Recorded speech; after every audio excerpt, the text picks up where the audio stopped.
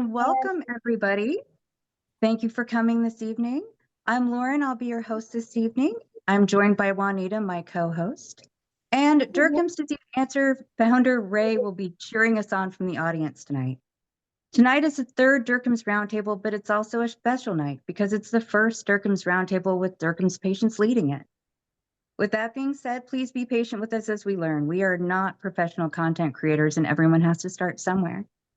Tonight's panelist is Dr. D'Angelo, who is also a Dercum's patient. He has generously taken the time tonight to speak with us on the subject of pain. Also joining us this evening are Linda Ann Kahn, a certified lymphedema therapist, Dr. Dan Haggerty from Premier Lipedema Clinic, Nikki Johnston, a counselor who is also a fellow Dercum's patient, and A.D. McKenzie, clinical advisor for Eros Medical. We are so grateful for your time and thank you all for being here. With introductions out of the way, I'm delighted to pass it over to Dr. D'Angelo for his presentation. Yeah, thank you all. So as Lauren said, I'm a Dercum's disease patient, but also a research scientist. So I'm going to dig into a little of my background and share with you, just a little bit more about how to understand your pain better, as well as kind of understanding more what pain is. And how that can impact our choices in seeking pain care. I've had the really great advantage of having my background in molecular biology so that I can have these high-level discussions with my doctors when we're talking about what type of pain management I need. And it's been just an immense help to me. So I'm hoping that you guys from this can get a little bit of more help for seeking proper management for your pain. So let me share. All right, you guys can see. Let's go into presentation mode. All right, is that all set for you guys? Okay, and we can keep this, just kind of pretty informal. If questions come up, feel free to interrupt me. If anybody wants to chime in, feel free to interrupt. We'll just kind of go ahead and, just go through it. So one of the first things that, I kind of want to address, this is a slide that I showed when I gave my FDRS 2025 talk, is that when we look at Dercum's disease, it's really, kind of broad spectrum. It's really hard to, take all these different symptoms that we have and kind of lump them into a treatment plan or any type of disease understanding. Everything we see is so systems wide and so, widespread, where do you start? So when I was talking with Dr. Herbst, who was one who actually diagnosed me when I reached out to her, we started just kind of really thinking about how it really is more of a systems disease. And a lot of these different symptoms actually end up playing off of each other. So if we revisit the Dercum's disease symptoms, we can kind of see it as a self-supporting circle. And again, a lot of this goes true with lipedema as well, where you have from the central disease, you have the lipoma and angiolipoma formation, but you also have broad adipose tissue dysfunction. And you also have chronic inflammation and mast cell activation syndrome. And all of these can support each other. So if you address just one aim of it, let's say you go and get your painful lipoma or angiolipoma removed, you might have some temporary relief, but you're not going to feel really full relief because everything else is still playing up and acting on each other. So to address Dercum's disease, we're really coming into having a systems-wide approach, trying to really address the source of the pain and kind of addressing all these symptoms at the same time. So this is really how I view the disease and how I manage my own disease as well, looking at it as not just one thing, but everything playing off of each other. So I want to go into pain. And I'm going to show just a little bit of molecular biology through here. So there's going to be some scary slides coming up, but I'll walk you through them. Don't worry about it. So when we're talking about pain, and of course, anybody feel free to interrupt me at any point if you have any comments or anything. Is really, so it's a way for our brain to perceive, stimulus that happens far away from it. So from the original stimulus, you have what's called these nociceptors. And these are the actual, stimuli in the nerves that will sense the pain. And there are nociceptors for pretty much everything imaginable. You have one for heat, one for cold, one for pressure, you have chemical stimuli, you have all these different things that actually receive a stimuli and start the process of getting that to the brain. So from there, you have to do something called transduction. So you transduce the stimuli into a chemical signal. And this is then able to travel along the nerves and go through that pathway. So then you go through transmission. You take that signal and you bring it from wherever that original stimuli is and bring it into the spinal cord. From the spinal cord, it then goes up into the brain where you actually perceive it. So there's a lot of steps in the middle between where you actually feel the pain and when you perceive the pain. And each one of these is a bunch of different chemical signals. So pain gets really complicated really quickly when you start looking at the actual underlying pathway that's there. So this next slide is going to be really scary. Again, I promise I'll walk you through it. This is what that actually looks like from a biochemical angle. This is how us biochemists look at these different pathways and really, try to figure out how to approach it. So you have all these different nociceptors here. Again, there's dozens and dozens of these genes that will actually, receive chemical signals and start the signal transduction into the nerves. And again, don't pay attention to what any of these signals mean. Don't try to, really take notes on this. This is, just to show you a little bit, below the surface of when we're trying to address pain, what are we actually looking at chemically and how do we, make that into any type of a drug? But really the main thing is you have your stimulus to your nociceptors, to your nerve cell, and then that starts a transmission. When we look at, the well-known, signalers for pain, there's something here that I think a lot of us are familiar with. You have your tissue damage that's being caused by your growth, the abnormal lipomas or abnormal regions of fat, abnormal, vasculature that's leaking fluid. All these things are causing tissue damage or activating a whole range of nociceptors. You also have your mast cells. We all have our mast cell activation syndrome. This also releases a whole different range of nociceptor signaling and activating molecules. So you're hitting maybe a dozen, 24 different ways that your body is signaling you're in pain. So, it's no wonder that this is such a painful disease. As well as when you have immune cell activation, TNF alpha is one of the main fat signaling molecules that signals your fats to grow. So this again will activate a whole other range of nociceptors. So the pain that we feel in this disease and from a lot of other chronic pain diseases like this, from a molecular angle is so multifaceted, it's really impossible to get one drug to hit it all. And that's kind of the message I just wanted to send with this, just that it's a lot more complicated than we think when we start to go below the surface. And then just to go again, to show another scary slide here, but when we go just a little bit further and look, how the nerves talk to each other, you have from here, you have your original primary nerve cell. Again, this is what's receiving the pain and transducing it and bringing it into the spinal column.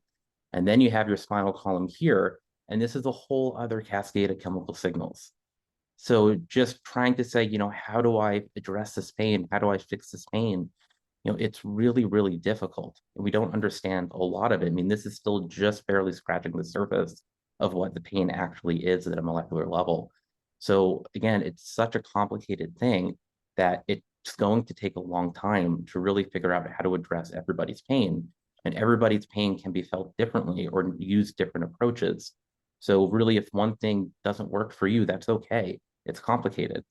So keep trying until you figure out what works. And I know we have some medical people on here, so wanted to just make a question. So COX-2 is one of the main genes that's involved in pain. Does anybody on the panel know what is a common target for that, a common inhibitor of COX-2?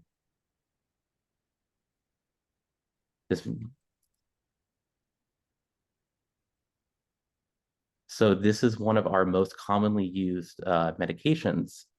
This is actually inhibited by ibuprofen. So ibuprofen, one of the ways it works is it blocks pain signaling. It doesn't actually block the pain itself, but it blocks the perception of pain. And that's, a really key thing you want to focus on. You also have this with the NMDA receptor. Again, this is one of the main ion channels that transduces pain within the nerves. And this is hit by ketamine, which is still used in anesthesia. So we have all these different ways of targeting pain. But at a molecular level, we're only still really scratching the surface. And then again, to go back down into here, that still doesn't, take, into account perception of pain. Again, from these, you have your signal that's transmitted into just chemicals, and then those chemicals go and flood the brain. And how does your brain perceive those chemicals? There's so many unknowns there and so many things that can go wrong in pain and pain management that it's just this really black box of medicine that we really don't know how to address. So when we look into pain management, there's different ways we can manage pain really. And I'll go ahead and go through, just a few different ways to do that. So the first way to do that is clinically, we can block the perception of pain. And this is what our opioids do. So opioids, cannabinoids, SNRIs, and also therapy and meditation can help block the perception of pain signals. And that's really important to recognize for opioids, that opioids don't fix the pain. They don't address the source of the pain.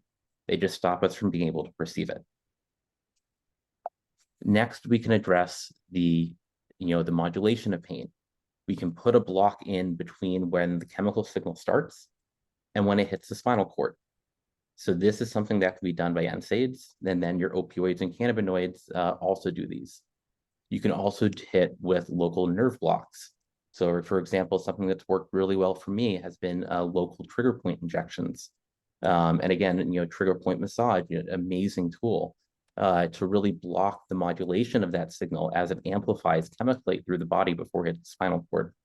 So again, so we can either hit the perception, we can hit the modulation, but even then, this still isn't addressing the source of the pain itself. So if we want to really get down to the actual pain, we have to look at what's causing the signal. So the number one thing is remove the stimuli. If you have a big tumor pressing on a nerve, that's like keeping your hand on a hot stove. You may be able to take enough pain medication to not feel it. That doesn't mean your hand's not on the stove still. So removing the stimuli is one of the most important things. And whether that's inflammatory signaling, whether that's a tumor pressure itself, whatever it is that's hitting and causing the pain to happen, you have to target that at the source. And this is also where we can use our, heat, cold, and pressure. What these do is they overload the receptors at that site and then block the other signals from being transmitted.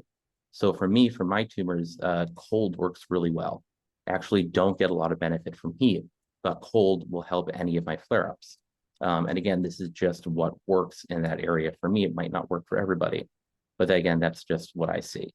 So when you're talking about, Dercum's disease pain, you have to come in and approach it at multiple angles. If you're hitting just the perception and the modulation of pain, that's great for daily life, but you have to get back to address the stimulus to really start managing the disease. And this brings me into, the topic that, I'll talk myself worse about this whole concept of this thing called hyperalgesia, which again is a hypersensitivity to pain. So when you have, a normal injury or activation of a pain stimuli, you'll activate these nerves that'll send a signal. However, when you have a persistent injury, or you have, whatever is, causing these pain, it could be damage to the nerve, or it could just be hyperactivation of the response. You're going to take a stimuli and send way too strong of a signal. So when people have put this into textbooks and try to characterize it, you can see this graph here where you have, the stimulus intensity on the x-axis. And imagine this is like the pressure. Let's say you're pinching your arm and it's how strongly you pinch. And then on the y-axis, you have your pain sensation. And that's how much pain you feel from that pinch. So you have your normal pain response, which is here in the blue line. As you increase your intensity, you'll increase your pain response.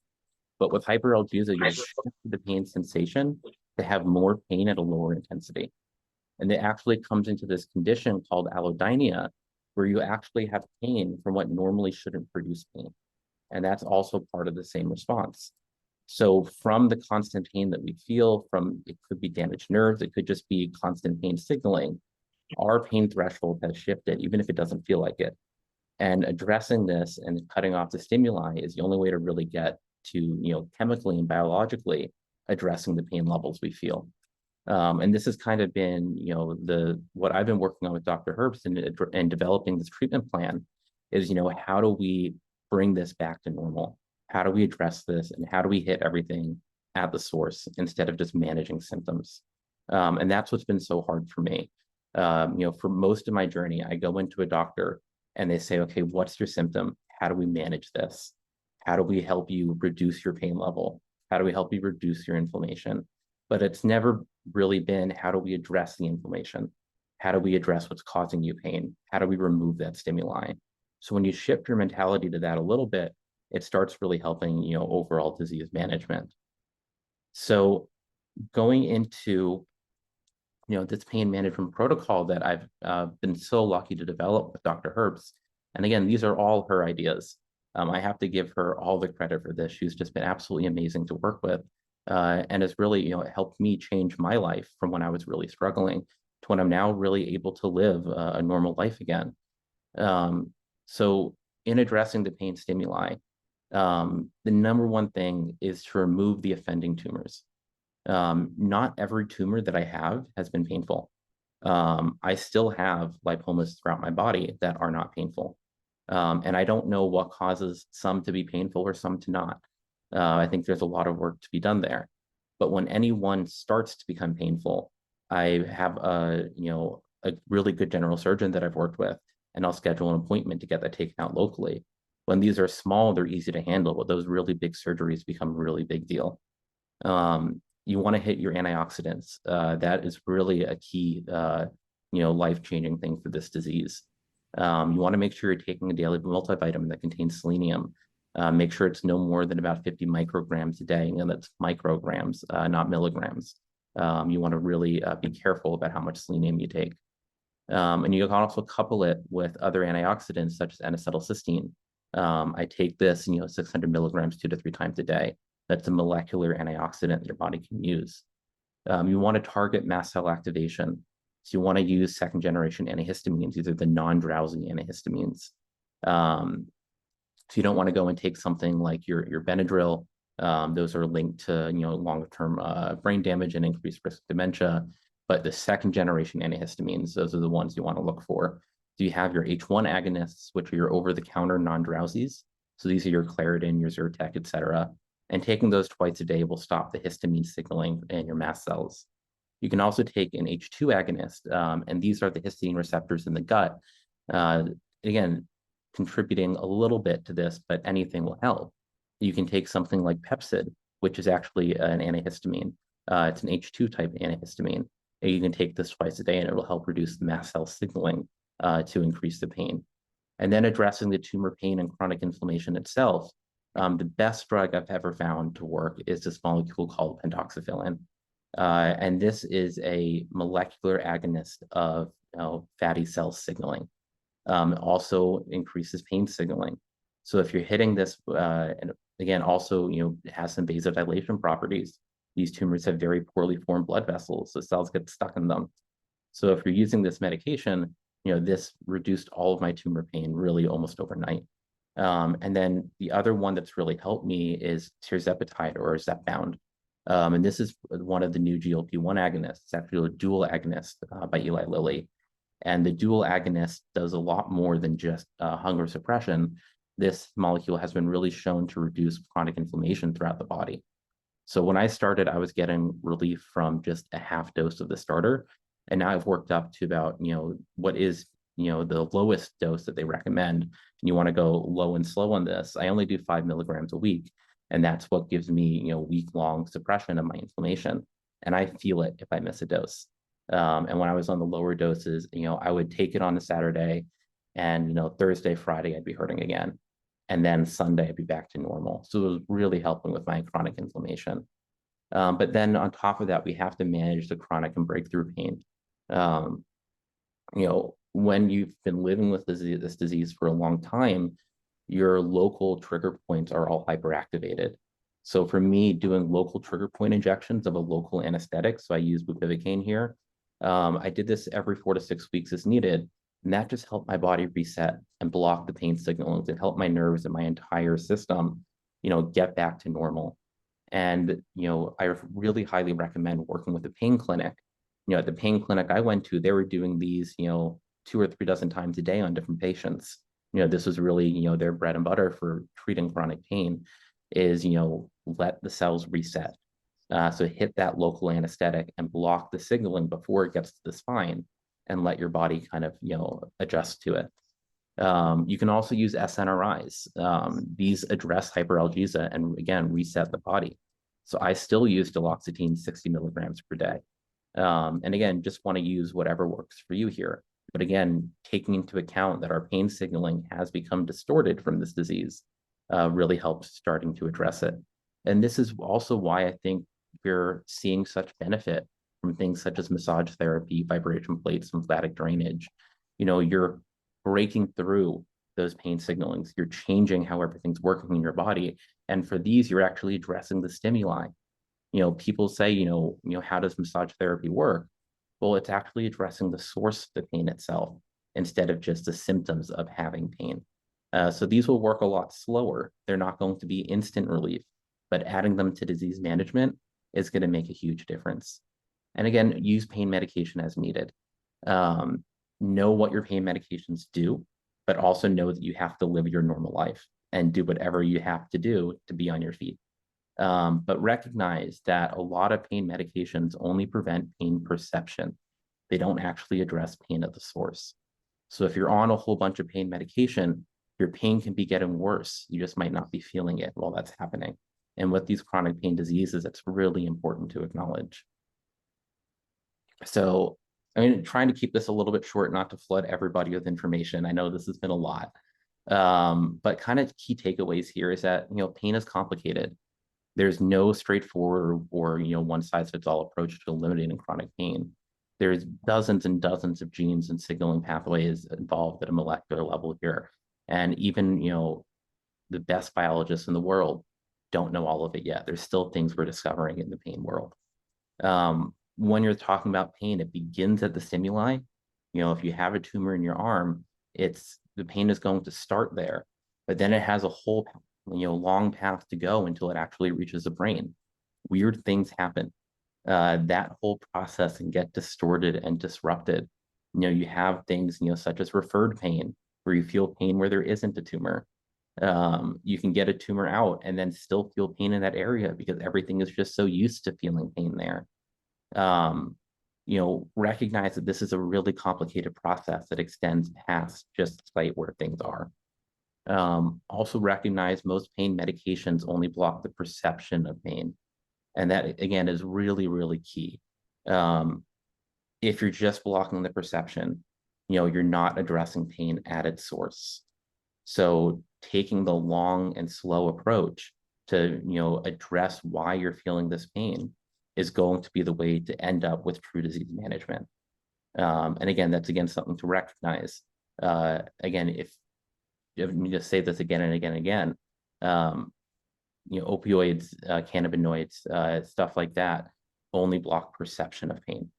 So your signals will still be firing. Molecularly, they're still firing. Your body's still signaling you're in pain. Your brain just can't feel it. And that's how, general anesthesia works. So if you want to, really get to the root of disease management, figure out exactly what parts of the disease are causing pain for you, and then take steps to address them. And it's going to be a long and slow and hard road. For me to get my pain under control took over 6 months of really constant care to really get my pain management levels down. But since I've been there, I've been able to be in really a maintenance mode, and my disease has really been steady. So I'm just really hopeful that my experience can inspire others and provide hope and help to other people that are on this journey. I'm here as a resource, to lend my expertise into this situation.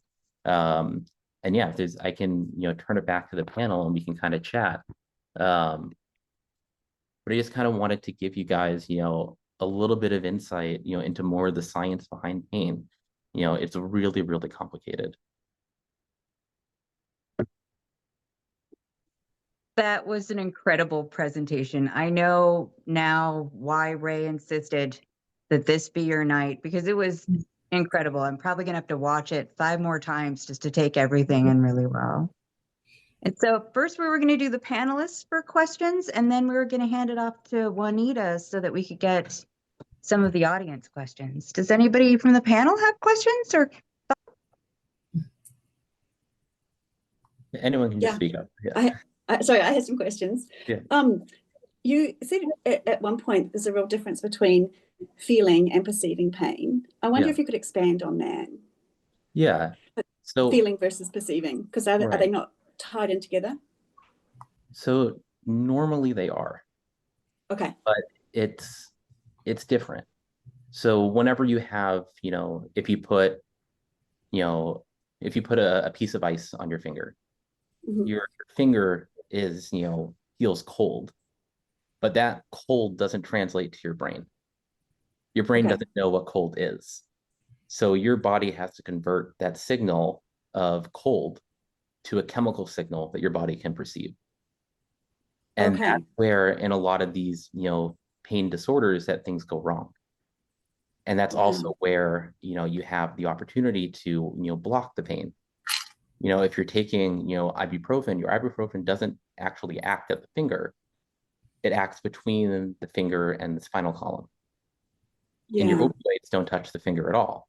The opioids are primarily in your brain. So your signals are still firing. You're just not recognizing them as pain. Okay. So the sensation of cold or hot or pressure, is that activated in the same way as pain?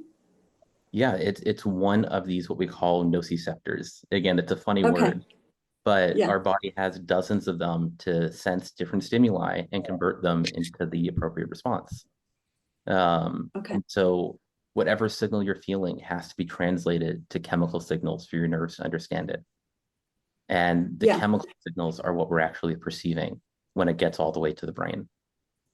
Okay.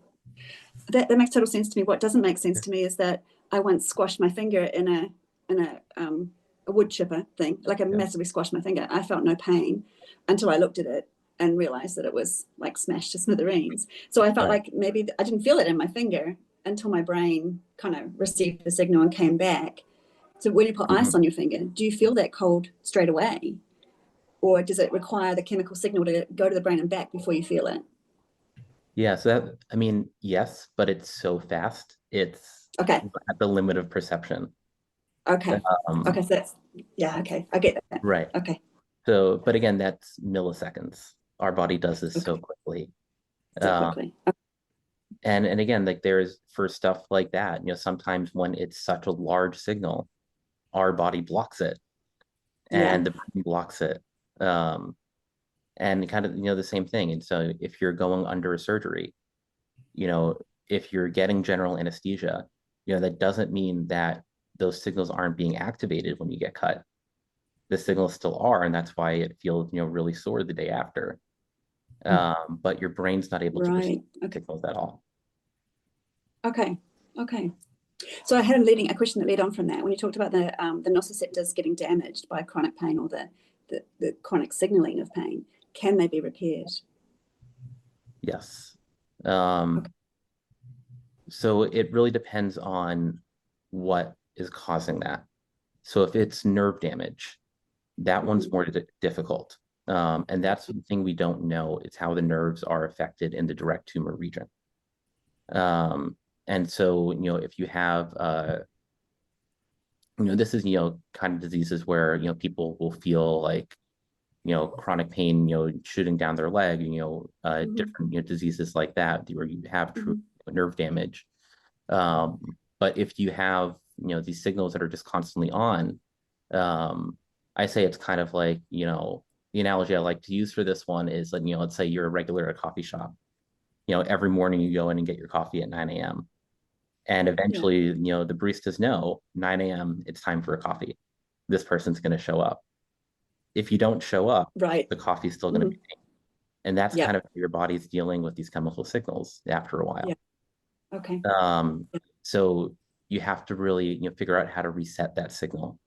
And drugs such as SNRIs are really helpful with that. That's one of their a very well-known and studied function of these molecules is to actually reset that nerve signaling. And places like a lot of pain clinics deal with this all the time, which is why it's really important to be a self-advocate and get yourself to these doctors that can help. So I really made very little headway in managing my pain until I was actually able to get myself into a pain clinic. And then when I was talking with these doctors, it's like, well, we have this whole different, dictionary, a knowledge of pain that really is hard to understand. This is a really complicated subject. So when they got me on these different, medications, again, doing the local blocks, I said bupivacaine, lidocaine works as well. They're very similar drugs. Even dry needling and acupuncture helps. Massage therapy helps. They're all working on, resetting these nerve stimuli. Okay. Okay. Yeah, that's a really comprehensive answer. I actually understand that. So thank you. Of course. Yeah. So whoever has one, you can. Can I say something? Yeah, of course. Okay, so I have a comment and then I have a question. So we know that the lipomas are in the fascia, deep in the fascia.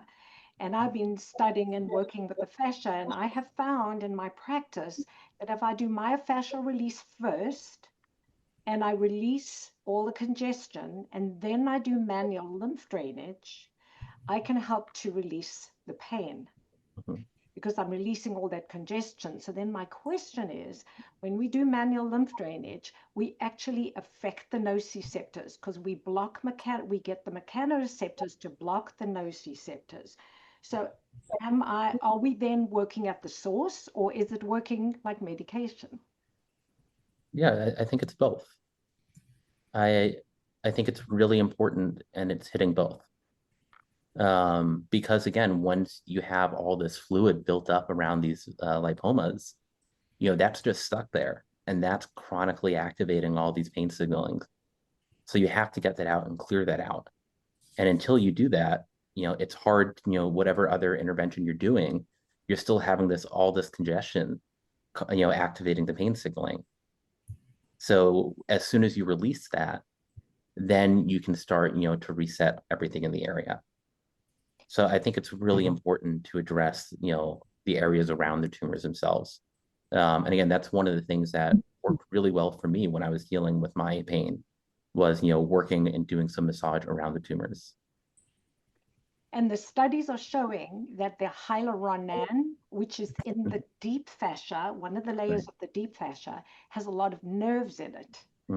And then there are other studies showing now that there are lymphatics in the superficial fascia.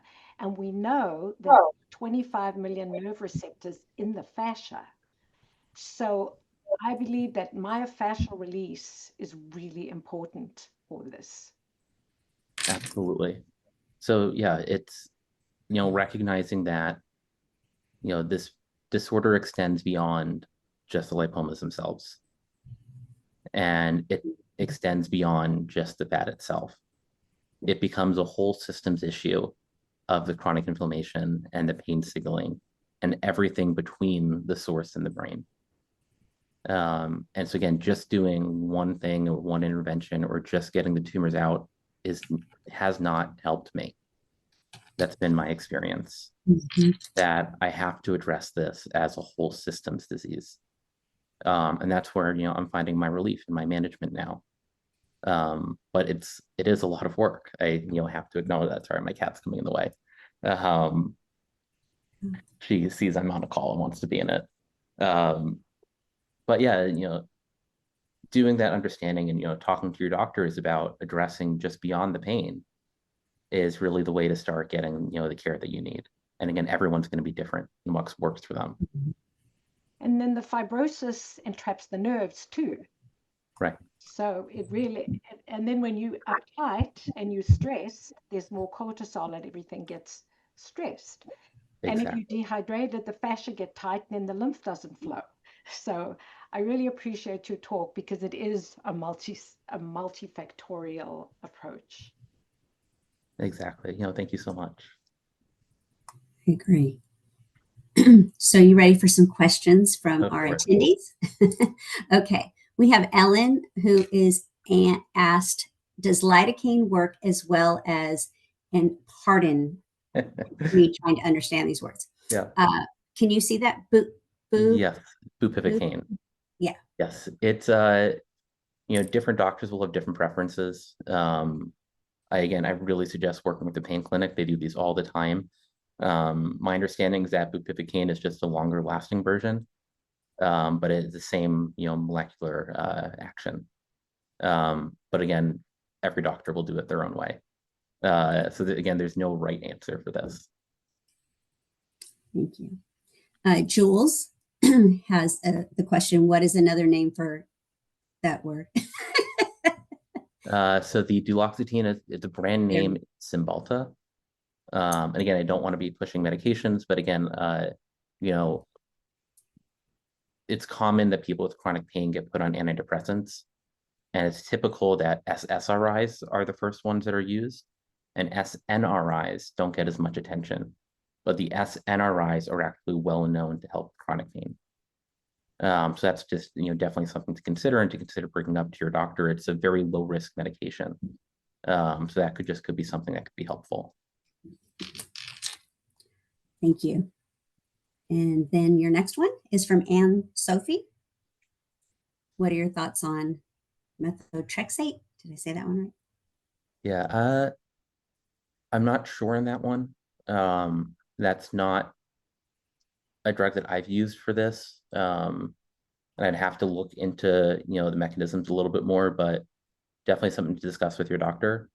And yeah, that's just something that I can't give 100% answer on.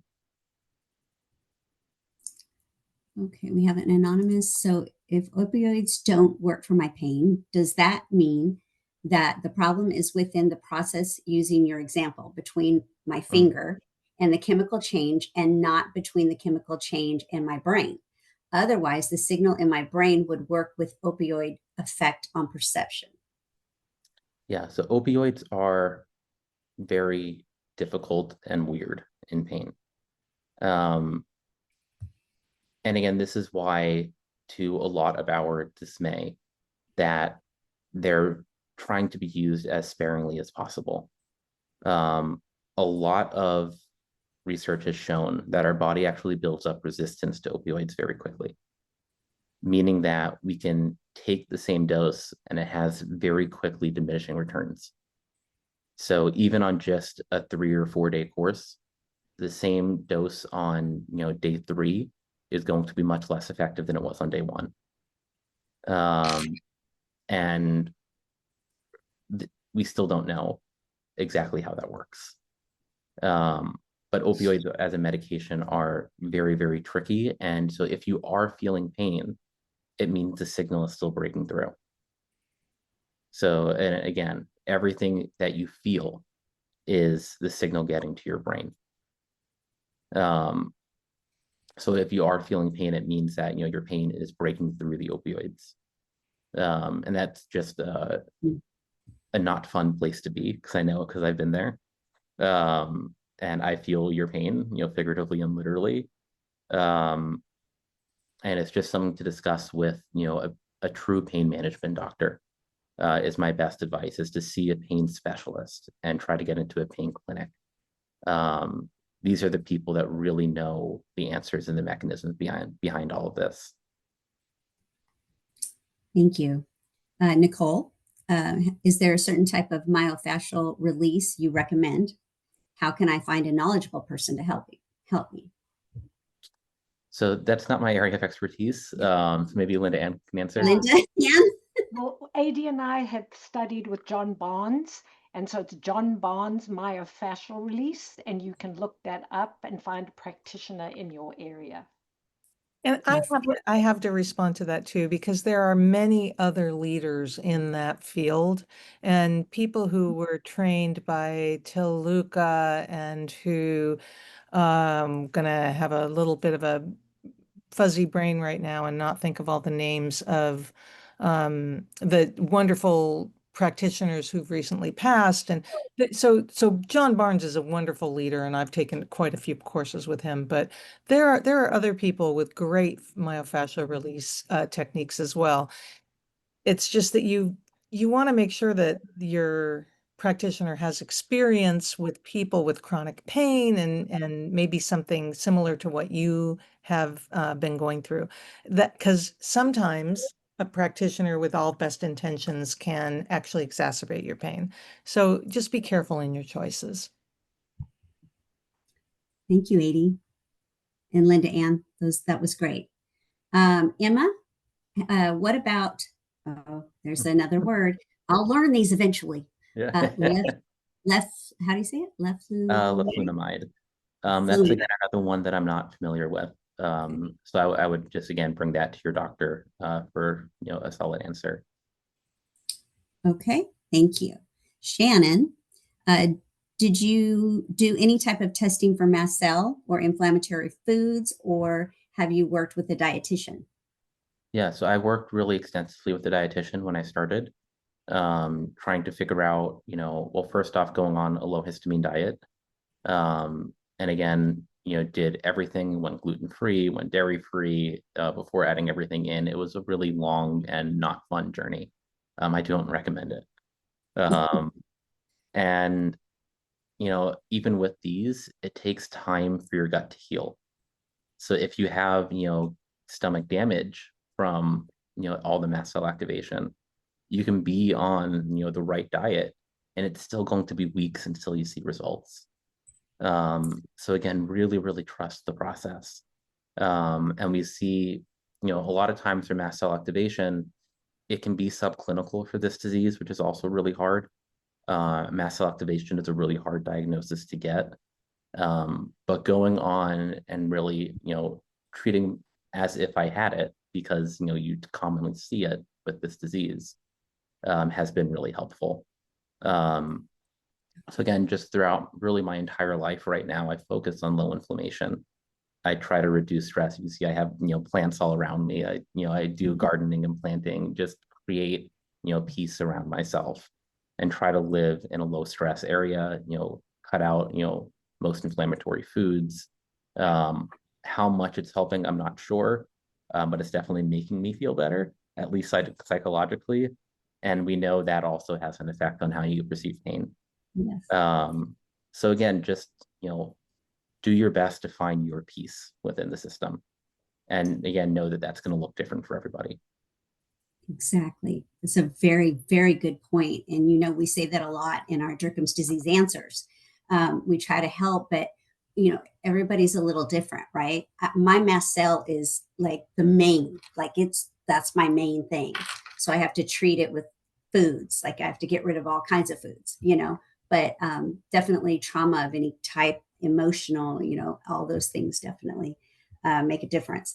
I have one on our Facebook group here.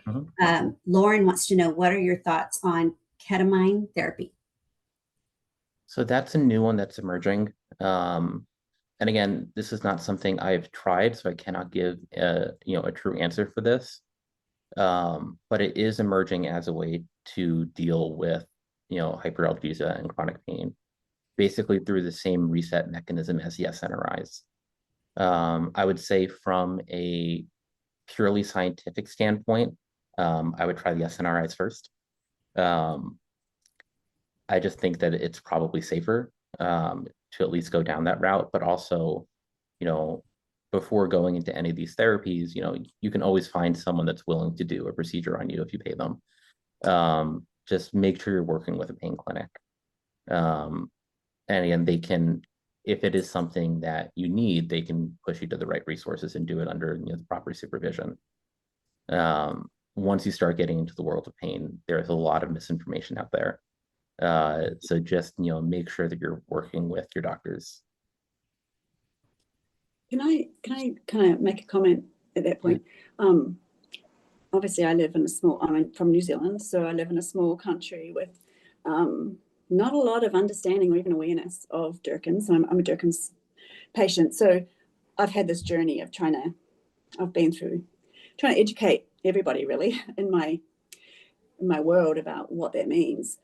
You talk about get a pain management clinic, and what if these things are not accessible to you? What if, you know, you can't afford the medications, they're not funded in your country, or you can't access a pain management clinic? And what would you say is like the one critical thing that I come from a mental health perspective, so I guess I see that differently, but when you talk about the plants and the gardening and stuff, I think, yay, that's so cool.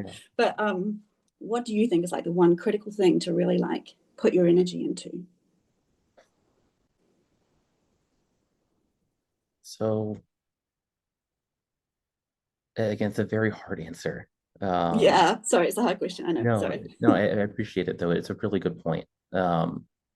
You know, just recognizing, you know, I work in hospital systems, you know, I am a doctor, I am in the US, I have all these immense privileges that have let me get the care that I've had. And you have to recognize that's not available to everybody. A lot of these medications are inexpensive. And that's been a big push of Dr. Herbst as well, to find medications that are, you know, old, off patent, and are, you know, relatively easy to find. So the pentoxifillin, that was the one that has done, you know, the most for me, and that's a very inexpensive medication. I've never heard of it though. Like I don't even know if it's available here. Like if I went to my doctor with that, they'd probably go, what? It's a very old medication that's not very commonly used anymore. But that's also why we're so excited that it works. Nobody's really there to make a profit off of it at this point. So that medication can be found as a pretty inexpensive, you know, treatment. But other than that, I'd say, you know, stay moving as hard as it is. And recognize that, you know, the lymphatic buildup is going to be your worst nightmare. And just try to address as much as you can pain management. Again, keep fluid, you know, your lymphatic fluids moving, try to work on your diet. And, you know, recognize that, you know, if you're on all these pain medications, you know, is it really helping your pain at the source, or are you just blocking your perception of the pain? And so if you're just blocking the perception, then, you know, eventually, no matter how much pain medication you're on, it's going to keep getting worse. So you have to, you know, do what you can to address the underlying, you know, symptoms and the stimuli, as hard as that is. And I've been there, and it's absolutely horrible. But, you know, there is light. You know, I have gone from a place where I didn't know how I was going to, you know, continue with my degree or continue really doing anything, to now with this medication, you know, down over 50 pounds from, you know, just addressing my adipose tissue dysfunction. I barely take pain medication anymore, at most a couple Advil every once in a while. And there is hope. I didn't feel hope for a very long time. But from working with Dr. Herbst and really, you know, taking our combined expertise, I think we're starting to see something. That's wonderful. I just love that for you. And, you know, I just, you know, really hope that for people, and I know people on here are struggling. I've been there. So, you know, there is really, you know, hope to really manage this. Thank you. Of course. Yeah. I have a question, actually a comment or an ask of you to talk about GLPs. So GLPs are a tricky area right now. There's a lot of, you know, marketing out there. There's a lot of misinformation out there. And the key is, I think, recognizing what they're doing. The main GLP-1 agonists, if you look, so there's a few different generations of these molecules out now. You have your first generation ones, which are the single GLP-1 agonists. And these are your, you know, your Ozempic, your Wegovy, your semaglutides. These are primarily appetite suppressors. They suppress appetite and they slow how your stomach contents empty. And you see a lot of really bad side effects with these. You see a lot of muscle wasting with these. You know, they work for weight reduction, but not always in the best way. There's now second generation and third generation dual and triple agonists being produced by Eli Lilly. these are, for example, tirzepatide is the one that's available right now. This is a second generation agonist. It targets both GLP-1 and a second receptor called GIP. And this targets chronic inflammation. It's seeing a much bigger effect than just targeting GLP-1 alone. And they also have a third generation molecule still in clinical trials. And so these are the medications that I would suggest, because again, for us, the adipose tissue is there, but the bigger thing that we need to address, it's, for us, it's not the weight, it's the inflammation. And so addressing the inflammation with the, molecule that addresses inflammation is the way to do that. So I actually recommend, I would recommend against the first generations, but highly recommend the second generation. Okay. Nicole has a question about compression, if it could help with pain. She thinks it could help more. She's having a tough time finding DME provider who is knowledgeable about fitting. I'm in Washington State. Now, we know a doctor in Washington State, but I think that's, I think there's a doctor that we know there that would be good to give her. Yeah. So compression, again, is just going to help the lymphatics move. So again, if you're having that lymphatic buildup, then compression is going to help. So I think there's no negative, side effects of compression. But I think it's definitely one of the things to, if you think it could help, just try it. And yeah, I think that's just kind of it there. Oh, sorry, my cat's running again. Can I say something about compression? Yeah. Because I really think compression is wonderful for Dercum's and for lipedema patients. However, if there is extreme pain and it's diffuse Dercum's and the lipomas are very, very painful, it may be painful. So you have to adjust what you're wearing, how you're wearing it, when you're wearing it, and it's really case by case. That's my professional experience. I couldn't tolerate it in any form. It just hurt me too much. Any compression. It's funny. It does me too. Me too. It was too much for my abdomen. It was bad. And then in the thigh, like right the thighs. Yeah, no. And the No. groin. Yeah. Oh, no. yeah, oh, no. Yeah. And then I live in Florida, so there you go. Hot. That's Yeah. it. I agree. Jules wants to know, and I'm sorry, Jules, what kind of doctor do we get an RX for Pintox and the Tiraz? So any general provider can give those prescriptions. The pentoxifillin is, again, very inexpensive, so that's usually covered, from my understanding. The tirzepatide is, several insurance companies are still fighting it. So that's, I'm going through that insurance fight still for that. So yeah, just, work with your primary care, and, the advice I have for that is to really, find a primary care, even if they're not knowledgeable about Dercum's, that is willing to work with you through your journey. And just having somebody supportive is way more important than having an expert. Just because, they're going to be the people that are willing to listen and learn. And it is going to be a long journey. So just having someone supported by your side is going to mean a lot. Okay. Oh, here's Linda. Can you read that one? That you mentioned having the same similar pain after removing offensive tumors. Yes. So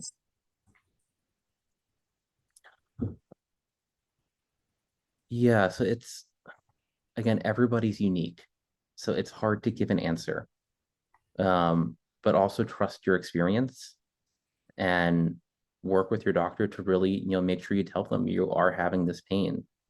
And again, throwing in the words like you're concerned about, hyperalgesia, and you've read about this, that's a really big buzzword to talk to when you're talking about pain with doctors, because that really throws them off any indication that you're medication seeking, which is, again, is still a big red flag for doctors that I've been accused of medication seeking.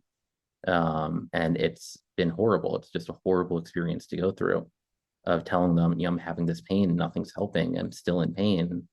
And it doesn't make sense to them. But when you start throwing in these words about, altered pain reception, it switches their brain. They recognize you're not looking for more medication, you're really looking for pain relief.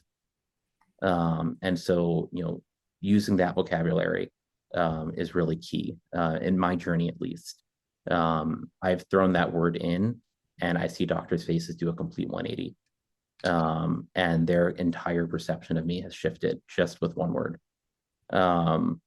So just, again, trust yourself and trust your experiences, and mention it. Mention that you have this disease and you're really worried about, chronic pain signaling. And yeah, you can be feeling pain, and that can be real. Okay, I think, Lauren, we're at 8:58. I think it's time to wrap it up, even if we've got great questions coming in and great Yeah. answers. But I Yeah. really wanted to thank everybody for coming tonight. You sharing and being here with us is incredible, so valuable. And I Yeah. wanted to send a special thanks to Juanita, who her and Ray have been working so hard to get this going and to really keep us rolling on a forward path where we're advocating for ourselves and sharing knowledge. And I think you guys made it a great show. Thanks. Yeah, thank you all. And again, thank you so much to Ray for doing all the organization and all of the behind the scenes. Incredible. Cannot emphasize enough how much it means. I agree. Okay. Well, thank you all for joining. You want to remind them about we'll have the recording and Oh yeah. Yeah. The recording will be on our YouTube channel, which is Dercum's Disease Answers 1001. And it will be recorded there so you can rewatch it. I will need to rewatch it. A lot of good information in there. okay. All So right. thank you again, everybody. Thank you so much. Thanks, Bye-bye. Have guys. a good night. Bye. Thank you so much, Thank everybody. you. Thanks, Ray. Thank you, Steve.